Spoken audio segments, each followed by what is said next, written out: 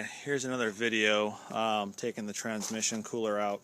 What I did was I disconnected the lines. I'm letting it bleed out right now. One of the things that I find an easy way to do to manage the dripping and stuff is I take some zip ties and a plastic glove, and I simply will wrap it kind of like this line here. That way these thick nitrile gloves collect all the extra fluid from dripping everywhere. Now before I move this, I'll throw one on here, zip tie it. I'll pop this one off as well and do the same thing to it. That way you can minimize what's dripping, and you can, it's like that. If that starts to move, I'll actually pull this one out. But that's pretty much a way that you can, quickly manage this. So what I'll do from this step now, after this is out of the way, I'll remove this, set it aside. I'll go ahead and get in here, and now the step is going to be to start accessing the turbo area so that I can pull the turbo out, disconnect some wiring here and there. I'll pop this guy off the oil fill tube so it doesn't get broken. It's plastic. Now what I like to do to go ahead and remove the turbo to make it easy is, since the FICM is going to be coming out anyways, because that's a very fragile part, you could say. It's very delicate. You don't want to damage it. They're expensive. If you need a whole new one, you can get it from TowsleyFordParts.com, or just call up Towsley Ford, tell them what you're looking for, your make, model, VIN number. They'll ship you one out. I had to buy a new one. It cost me from them, I think, around just under $500, whereas the dealership wanted closer to $800, so it's way cheaper.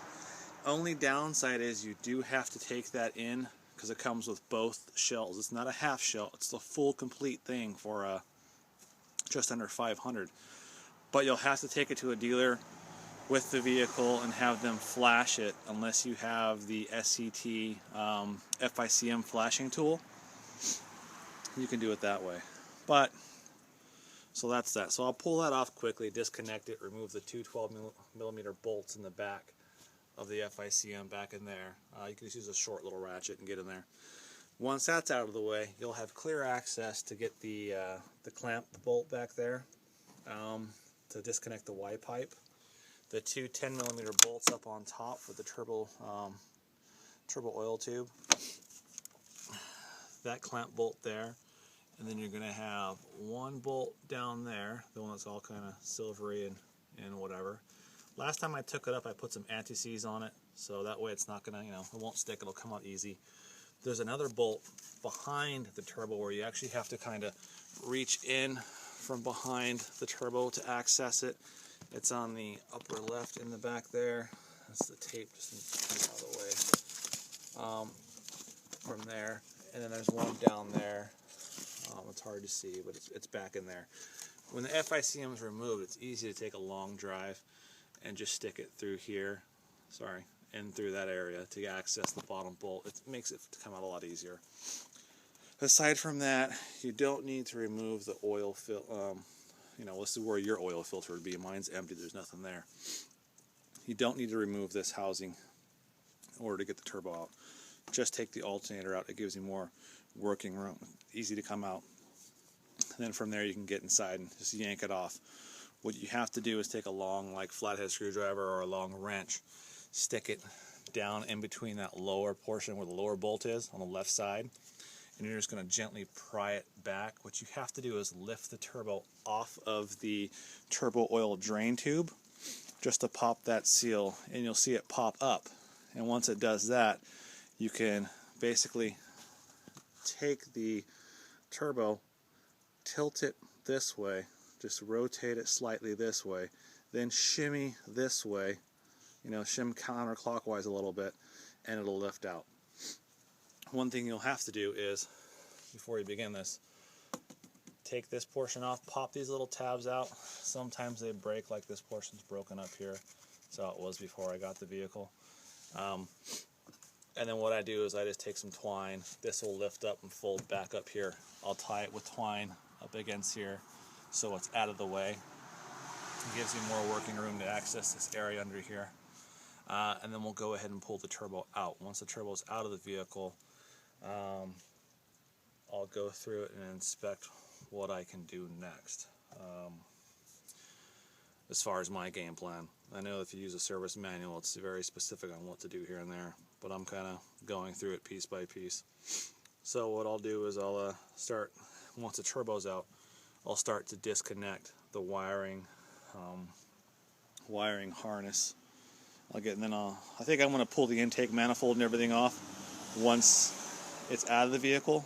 It may just make it easier. I don't know. We'll wait and see.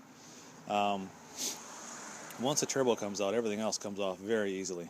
There's nothing really there. I guess your hardest part's going to be just disconnecting the fuel lines, and that's it. Just make sure you use a wrench, 2 of them. One wrench to pop the one side off, and the other you want to hold it stationary so you don't strip anything. These here, I'm actually going to replace the old banjo bolts with the new updated ones. They get better flow so they don't get restricted. As you can see, I got a lot of rust going on down there on the exhaust manifolds.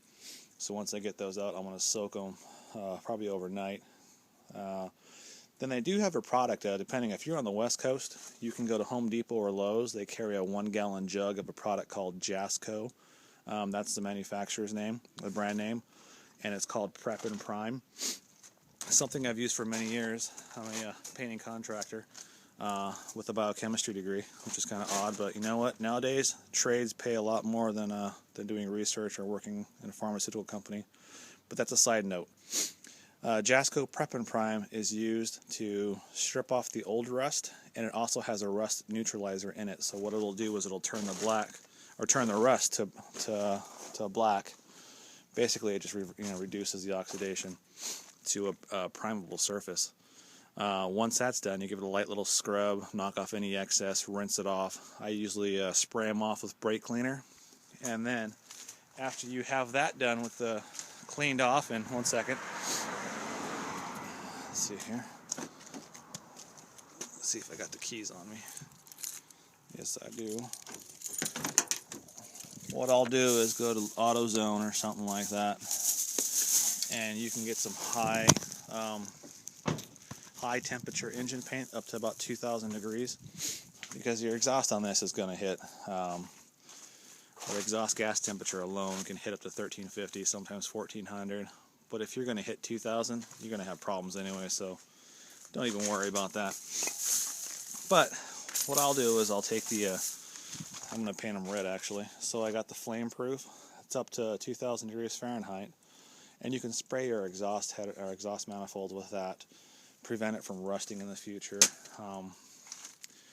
Because I'm back here on the East Coast, a lot of salt in the roads, a lot of corrosion goes on. Also, once the engine's taken out, I'm going slower because I'm going to treat all of the extra frame rails and everything else. But that's that.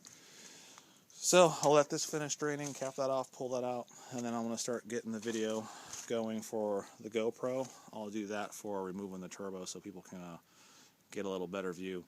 This will be my first time using the GoPro for that, so we'll see how it works. But I think that's it. If anybody has any comments or questions, feel free to ask. I usually get the notifications to my cell phone. I can respond quickly if you guys need help or have any questions or get stuck anywhere. But that's that. There'll be more videos to come.